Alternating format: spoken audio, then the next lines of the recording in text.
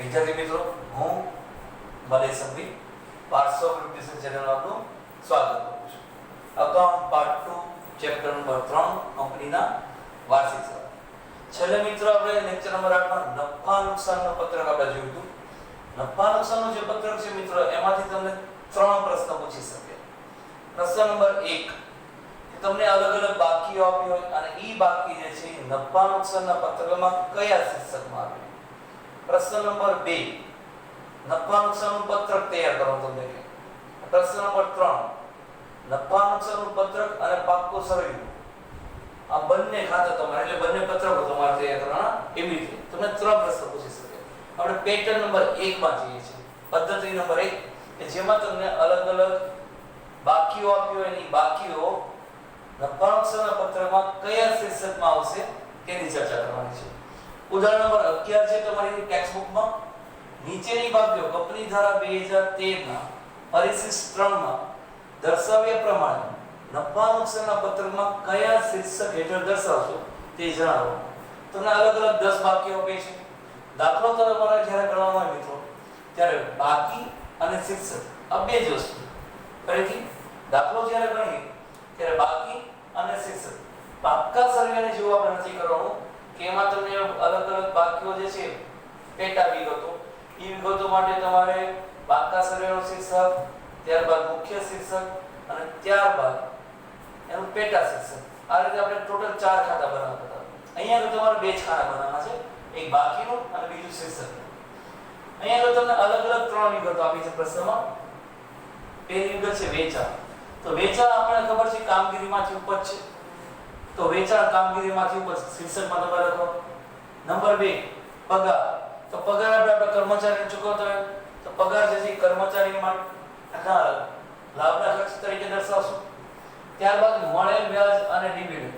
તો મળેલ વ્યાજ અને ડિવિડન્ડ વેચાણ શ્રેણીની અન્ય આવક છે, તે અન્ય ઉપજ તરીકે દર્શાવીશું. ત્યારબાદ ભંગારની ઉપજ. તો ભંગારની ઉપજ એ પણ આપણી માટે અલગ રીતની આવક થાય છે, તેથી આ ભંગારની જે ઉપજ છે મિત્રો એ આપણી અન્ય ઉપજ બને છે, એટલે અન્ય ઉપજ તરીકે આપણે દર્શાવીશું. ત્યારબાદ ઘસારો. તો ઘસારો જે છે એ ઘસારો અને માંડી વાળેલ રકમ, એટલે ઘસારો અને માંડી વાળેલ રકમ શીર્ષકમાં. ત્યારબાદ તાર ટપાલ. તો તાર ટપાલ જે છે અન્ય ખર્ચમાં આવે છે, આપણે જાણીએ છીએ, એટલે અન્ય ખર્ચ એવું દર્શાવીશું. ત્યારબાદ લોન પર વ્યાજ નાણાકીય બાબત બને છે, તો નાણાકીય પડતરમાં આવશે, શીર્ષકમાં નાણાકીય પડતર દર્શાવીશું. બોનસ કર્મચારીને આપવાનો થતો હોય છે, તો બોનસ થી કર્મચારી માટે આવક છે, તો કર્મચારીના લાભના ખર્ચા બનશે. ત્યારબાદ બેંક ચાર્જીસ. તો બેંક ચાર્જીસ એ નાણાંને લગતો ખર્ચ છે, બેંકને લગતો ખર્ચ છે, તે નાણાકીય પડતરમાં આવશે, એટલે બેંક ચાર્જીસ આવે શીર્ષકમાં નાણાકીય પડતર. ત્યારબાદ વેચાણ ખર્ચા. તો વેચાણ ખર્ચા જે છે એ વેચાણના ખર્ચા છે, એટલે અન્ય ખર્ચ છે, તો અન્ય ખર્ચમાં આવશે. બસ મિત્રો, આવી રીતે અલગ અલગ તમને વિગતો પૂછવામાં આવે અને વિગતો છે એ નફા નુકસાનના પત્રકમાં કયા શીર્ષકમાં આવે આ રીતે તમને પ્રશ્ન પૂછે છે. ત્યારબાદ મિત્રો તમને પ્રશ્ન નંબર 2 મેં તમને જે વિગત કરી હતી કે તમને અલગ અલગ બાકીઓ આપે અને બાકીઓ પરથી નફા નુકસાનનું પત્રક તૈયાર કરો એવું તમને જણાવે. તો ઉદાહરણ નંબર 12 જે છે એ કંઈક આવું જ છે, આપણે એના તરફ થોડું પ્રયાણ કરીએ છીએ. તો ઉદાહરણ નંબર 12 તો ઉદાહરણ નંબર 12 છે તેમાં તારીખ 31/3/2017 ના રોજ પૂરા થતા વર્ષની પારસ લિમિટેડની માહિતી પરથી કંપની ધારા 2013 ના પરિશિષ્ટ 3 મુજબ નફા નુકસાનનું પત્રક તૈયાર કરો.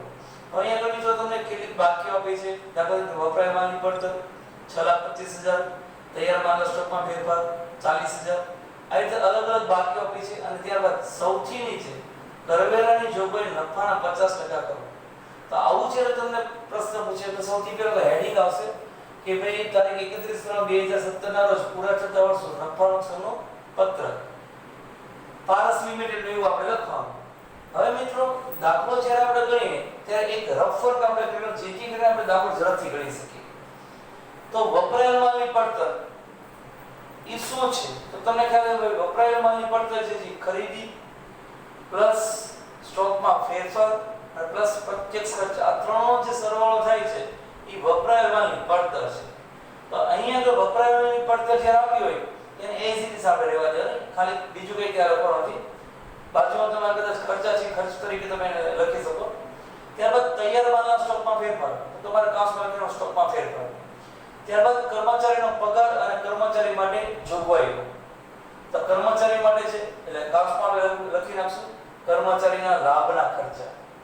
ત્યારબાદ વેચાણ, તો એ વેચાણ કામગીરીમાંથી ઉપજ છે એટલે કામગીરીમાંથી ઉપજ કાઉન્સમાં લખી નાખશું.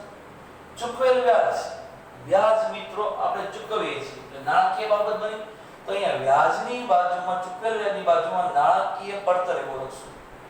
ત્યારબાદ ઓફિસ અને વેચાણ ખર્ચા, તો ઓફિસ અને વેચાણ ખર્ચા છે મિત્રો આપણી માટે અન્ય ખર્ચ છે એટલે અહીંયા આગળ ઓફિસ અને વેચાણ ખર્ચની બાજુમાં આપણે કાઉન્સમાં અન્ય ખર્ચ એવું લખશું. ત્યારબાદ કાયમી મિલકતો પર ઘસારો, તો કાયમી મિલકતો પર ઘસારો જે છે એટલે ઈ ઘસારો અને માંડીવાળી રકમ આવશે એટલે અહીંયા કાઉન્સમાં આપણે કાયમી મિલકતો પર ઘસારો છે ત્યાં કાઉન્સમાં ઘસારો અને માંડીવાળી રકમો એવું લખીશું. ત્યારબાદ મિલકત વેચાણનો નફો, નફો આપણી માટે એક આવક છે મિલકત વેચીમાંથી એટલે અન્ય ઉપજથી એટલે અહીંયા આગળ મિલકત વેચાણનો નફો કાઉન્સમાં લખશું અન્ય ઉપજ. આટલું તૈયાર કર્યા બાદ આપણે મિત્રો નફા નુકસાનનું જે પત્રક છે તે કરવાનું શરૂ કરશું. નફા નુકસાનના પત્રક આપણને ખ્યાલ છે કે બે સૌથી પહેલા કામગીરીમાંથી ઉપજ હોય તો કામગીરીમાંથી ઉપજ અને કાઉન્સમાં આપણે લખીશું વેચાણ 12,70,000. ત્યારબાદ એમાં પ્લસ અન્ય ઉપજ પ્લસ થાય તો અન્ય ઉપજમાં મિલકત વેચાણનો નફો હતો તો અન્ય ઉપજ લખી અને કાઉન્સમાં મિલકત વેચાણનો નફો એવું લખીશું. મિલકત વેચાણનો નફો છે 35,000 રૂપિયા, કાઉન્સમાં લખશું આપણે 32,000. ત્યારબાદ ત્રીજું સ્ટેપ કામગીરી ઉપજ વત્તા અન્ય ઉપજ એટલે આપણી માટે બનશે કુલ ઉપજ એટલે પહેલા ખાનાનો અને બીજા ખાનાનો આપણે સરવાળો કરશું.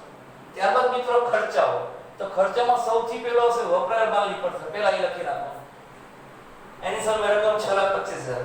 ત્યારબાદ તૈયાર માલના સ્ટોકમાં ફેરફાર લખી નાખશું 40,000.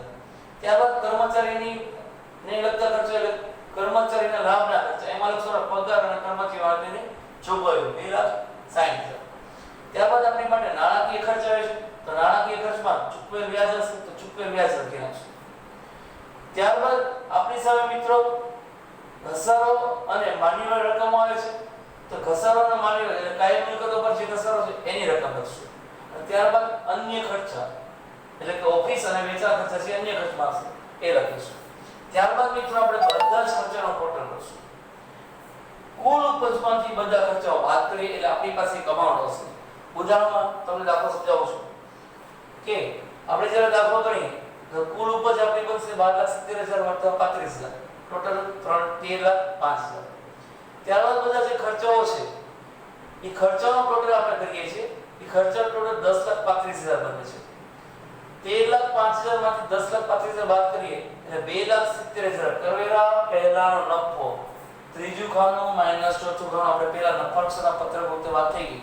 ત્રીજા ખાનામાંથી ચોથા ખાનાનો ટોટલ આપણે બાદ કરીએ એટલે 2,70,000 આપણી પાસે વધ્યું ઈ કરવેરા પહેલાનો નફો. હવે 50% લખી કરવેરાની વાત છે તો 2,70,000 છે એને 50% એટલે 1,35,000 જે આપણે કરવેરાની જોગવાઈ તો એ કરવેરાની જોગવાઈ 1,35,000. હવે 2,70,000 માંથી 1,35,000 આપણે કરવેરાની જોગવાઈ બાદ કરીએ એટલે આપણી પાસે વધશે 1,35,000 જે આપણો નફો. કયો નફો? તો કરવેરા બાદ કર્યા પછીનો નફો. અહીં આપણે આપણો સમાપ્ત થાય છે. ઉદાહરણ નંબર 12 જે છે સમાપ્ત થયું છે. ત્યારબાદ મિત્રો એવું જ એક ઉદાહરણ નંબર 13 છે. સેમ ટુ સેમ ઉદાહરણ નંબર 12 ની જેવું પણ પુસ્તકમાં એક ભૂલ છે ખાસ ધ્યાનમાં રાખજો. તમે એક્ઝામ વખતે જો ઉદાહરણ પૂછે તો તમારે એક સુધારો અહીંયા તમારે કરવાનો છે. જે પુસ્તકમાં થોડીક ભૂલ છે. નીચે આપેલ વાક્યો પરથી તારીખ 31/3/2017 ના રોજ પૂરા થતા વર્ષ માટે શ્રી સહજાનંદ લિમિટેડનું કંપની દ્વારા 2013 ના પરિશિષ્ટ 3 અનુસાર નફા નુકસાનનું પત્રક તૈયાર કરો. અહીંયા વિગત આપી છે અને રકમ આપી છે. પહેલા દાખલા જેમ જ આપણે અહીંયા કરશું ઓફિસ અને વેચાણ ખર્ચ.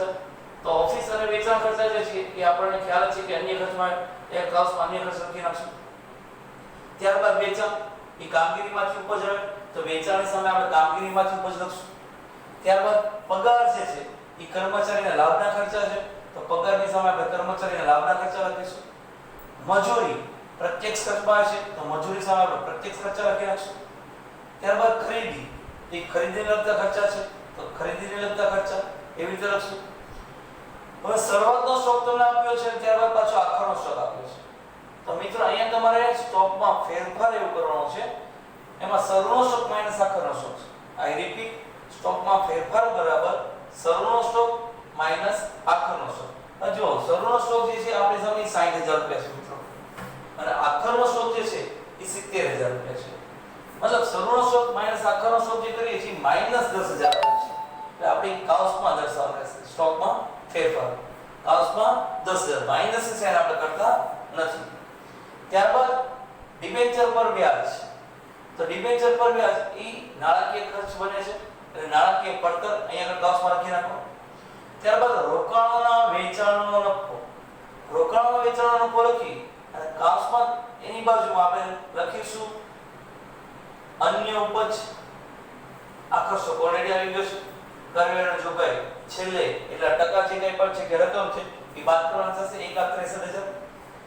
હવે અહીંયા આગળ દાખલામાં મજૂરી જે છે એની લોકો અલગ રીતે લખી છે. આપણે મજૂરી પ્રત્યક્ષ ખર્ચ તરીકે અલગથી કોષ્ટક ફરજિયાત બનાવીશું. ખાસમાં ધ્યાનમાં રાખવાનું મિત્રો, જો દાખલામાં કામગીરીમાંથી ઉપજ કાઉન્સમાં વેચાણ, નંબર 2 અન્ય ઉપજ રોકાણના વેચાણનો નફો 26000 બંનેનું ટોટલ 16,26,000 ત્રીજું ખાનું. ત્યારબાદ ખર્ચાઓ એમાં ખરીદી 7,10,000, તૈયાર માલના સ્ટોકમાં ફેરફાર કાઉન્સમાં 10,000 માઈનસ 10,000, કર્મચારી લાભના ખર્ચા પગાર વત્તા મજૂરી. અહીં ભૂલ છે, કર્મચારી લાભના ખર્ચા માત્ર પગાર દર્શાવવાનો, મજૂરી જે છે એ આપણા પ્રત્યક્ષ ખર્ચા તરીકે કર્મચારી લાભના ખર્ચાની ઉપર પહેલા, એટલે કે તૈયાર માલના સ્ટોકમાં જે ફેરફાર છે એની નીચે મજૂરી આપણે દર્શાવેલી છે. ત્યારબાદ અલગથી કર્મચારી લાભના ખર્ચા એમાં ખાલી કાઉન્સમાં લખશું પગાર. ત્યારબાદ નાણાકીય પડતર, ત્યારબાદ ઘસારો, ત્યારબાદ અન્ય ખર્ચા. આ બધાનો ટોટલ જે કરશું એ કુલ ખર્ચા બાદના ખાનામાં 13 લાખ.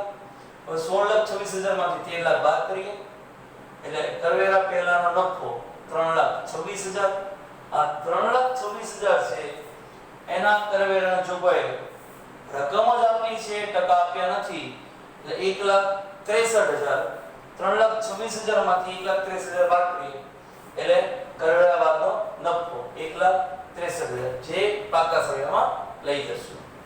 હવે મિત્રો બીજી એક બાબત કે ઉદાહરણ નંબર 13 માં તમને એક શીર્ષકોની બાજુમાં જે તે વિગતો પણ આપી છે. ઉદાહરણ નંબર 12 માં હતું કે શીર્ષકની બાજુ જે તે વિગત નહોતી આપી, એટલે આપણને કન્ફ્યુઝન થાય કે શું કરવું. એક ઉદાહરણ આપે છે, બીજામાં નથી આપતા. તમારે ઉદાહરણ નંબર 13 ની મુજબ જ દાખલો ગણવાનો. ઉદાહરણ નંબર 12 જે છે એ પણ તમારે ઉદાહરણ નંબર 13 ની મુજબ જ દાખલો ગણવાનો કે મુખ્ય શીર્ષકની બાજુમાં એમાં જે તે બાકીઓની જે વિગત આવી છે તમારે ફરજિયાત દર્શાવવાની. જે નહીં દર્શાવો તો પેપર્સ ચેકર્સ જે છે એ તો તમારા માર્ક્સ કાપશે. જે કી બનશે એમાં તો મુખ્ય શીર્ષકની બાજુમાં એની વિગતો આવશે એ આવશે. ખાસ મિત્રો તમને સૂચના કે ઉદાહરણ નંબર 12 જે છે એ પણ તમારું ઉદાહરણ નંબર 13 ની જેમ જ ગણવાનો છે. અહીં તમારું નફાનું પત્ર જે છે એ સંપૂર્ણ સમાપ્ત થાય છે. હવે આપણે જે પણ દાખલા જોઈશું એ પાકું સ્વરૂપ અને નફાનું પત્ર કે બંને જ્યારે ભેગું પૂછાય એવો જે પ્રશ્ન હોય એની ઉપર આપણે કોન્સન્ટ્રેશન કરશું. અહીં નફાનું પત્ર છે સમાપ્ત થાય છે. તમને કોઈને કોઈ પણ ક્વેરીઝ હોય તો 96 38 88 42 95 24 અવર્સ તમે મલય સંધિનો કોન્ટેક્ટ કરી શકો છો. જો આપને આ વિડિયો ગમ્યો હોય તો આને લાઈક કરો, શેર કરો, સબસ્ક્રાઇબ કરો. Thank you. અસ્તુ.